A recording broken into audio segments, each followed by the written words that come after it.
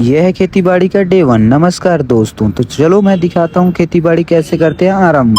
तो खेती करने के लिए सबसे पहले खेतों में 2-3 दिन पहले ही पानी डालना पड़ता है। पानी डाल लेने के बाद खेतों को अच्छे तरीके से जोता जाता है।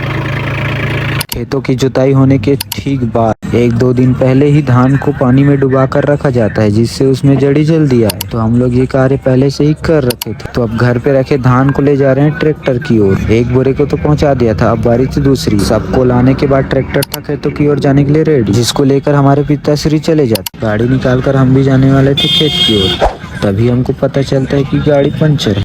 फिर क्या था भाई, अब बारी थी टार्जन की, तो निकाल लेते हैं टार्जन को और निकल जाते हैं खेतों की ओर। और इस गली से गुजर रहा था तभी मुझे याद आया कि चलो आप लोगों को भी दिखा दूं, यहाँ राजा महाराजा रहा करते थे। और यहाँ से मेरा खेत करीबन 3 किलोमीटर दूर पे स्थित है। तो साइकिल का रफ्तार बढ़ाते बढ़ाते हम लोग चले जाते हैं खेत की ओर। तो यहाँ से लगभग 1 किलोमीटर बचा ही हुआ था।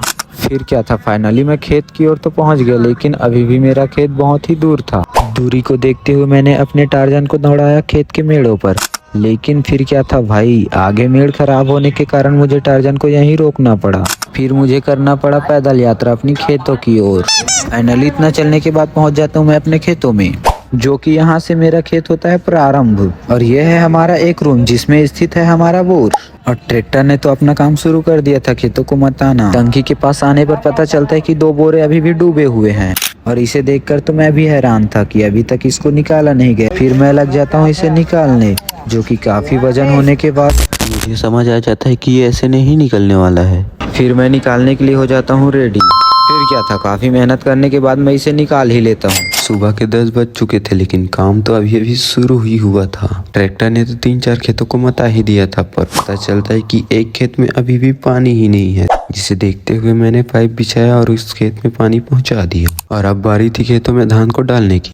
फिर क्या था, बोरे में लेकर चले जाते हैं हम लोग धान को, जो कि दिखने में तो कम है लेकिन काफी वजन है। और धमेले में लेकर के हम लोग डालना शुरू करते हैं खेतों में धान को। इन खेतों में धान डालने तक काफी वक्त हो चुका था। और फिर मैं चल देता हूँ खाना खाने। पैर हाथ धोने के बाद मैं था खाने के लिए रेडी। फिर मैं करता हूँ थोड़ा सा जादू। ये सब करने के बाद जल्दी से मैंने खाना खाया। मेरे खाते तक तो ट्रैक्टर ने अपना काम खत्म ही कर दिया था और वो चला गया घर की ओर। मगर मेरा काम अभी भी बचा ही हुआ था। 3 खेत बचे थे धान डालने के लिए, और ये लास्ट खेत था। बाकियों को तो मैंने कंप्लीट कर ही लिया था। और ये रहे बाकी के खेत, जिसे मैंने पूरा कर लिया था।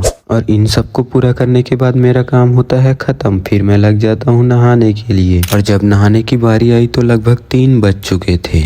और जल्दी से नहाकर मैं निकल जाता हूँ घर की ओर। और आज का काम तो हमने खत्म कर ही दिया था, और कल सुबह आकर इस भरे हुए पानी को निकालना है। और फाइनली मैं पहुंच जाता हूँ अपने साइकिल की तरफ, जिसे मैं कहता हूँ छत्तीसगढ़ का टार्जन।